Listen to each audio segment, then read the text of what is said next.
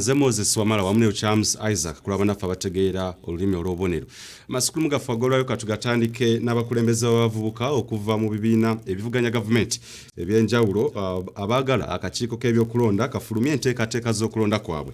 Bano omuli ab'ekisinde ekya People Power, FDC, Democratic Party, SACO ne JEMA wamu ne Alliance for National Transformation wamu n'ebibiina ebirala mu lukuŋŋaana lwa bannamawulire olwawamu lwe batuuzizza ku lukiiko lw'eggwanga olukulu enkya ya leero nga bakulembeddwamu omubaka wa Mityana Francis Zakebutebi baagala abavubuka bonna mu ggwanga okuva ku myaka 18 okutuusa ku 3 okuvaayo beenyigire mu nsonga y'okulonda kwabwe. Musasi waffe Shamim Naiga katuwe ebitira ku mboozi eno. Abakulembeze b'abavubuka okuva mu bibiina ebivuganya gavumenti bavuddeyo enkya ya leero ne basaba akakiiko k'ebyokulonda okufulumya enteekateeka z'okulonda kwabwe okw'okutandika omwezi ogwokuna omwaka guno. Bwe babadde boogerako ne bannamawulire abagasakira paalamenti enkya ya leero ku lukiiko lw'eggwanga olukulu mu lukuŋŋaana olwawamu nga bakulembeddwamu omukunzi w'abavubuka mu kisinde kya People Power era nga ye mubaka wa Mityana Municipality Francis Zaake. Bagamba okulonda kw'abavubuka emirundi mingi kubadde tekujjumbirwa olw'okuba tekulangibwa kimala.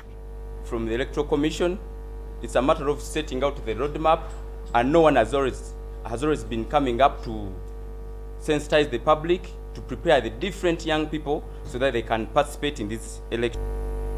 Twegenderezza emirundi mingi nti okulonda kubeerawo naye nga tebakuwadde kumanyisibwa kumala eri abavubuka bonna. Kino kireetedde abavubuka bangi obutamanya ddi na batya bwe balonda bakulembeze baabwe. Abakulembeze b'abayizi mu universities ez'enjawulo baveeyo benyigire mu bululu bw'abavubuka era nga tubategeeza nti okuva nga 19 paka nga 2 bagenda ku displaying enkalala z'abalonzi mugende mwekebere oba muli balonzi mwaka kadde.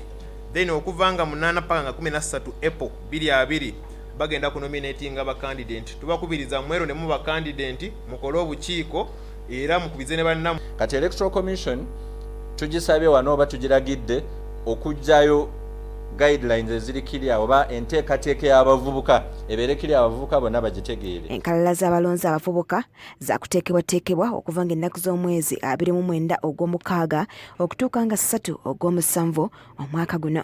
Basabye akakiiko k'ebyokulonda okussa mu nkola ennongoozereza ezize zikolebwa mu mateeka agafuga abavubuka.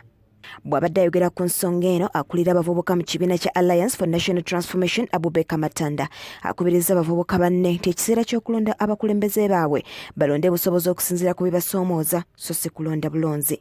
Abavubuka bano era bajjukizza abavubuka abandyagadde okwesimbawo ebisaanyizo ebyetaagisa. Weetaaga okubanga olina emyaka 18 kwa 3 nga national ID yo eraga nti oli waweza emyaka 18 obanga tonnasusa myaka 3 kuba mu bululu buno obuwedde abantu babadde bajja nga beyita ba senior youth oba ba youth abayiseeko nga bagamba basobola okukola ki basobola okwesimbawo mu bululu buno.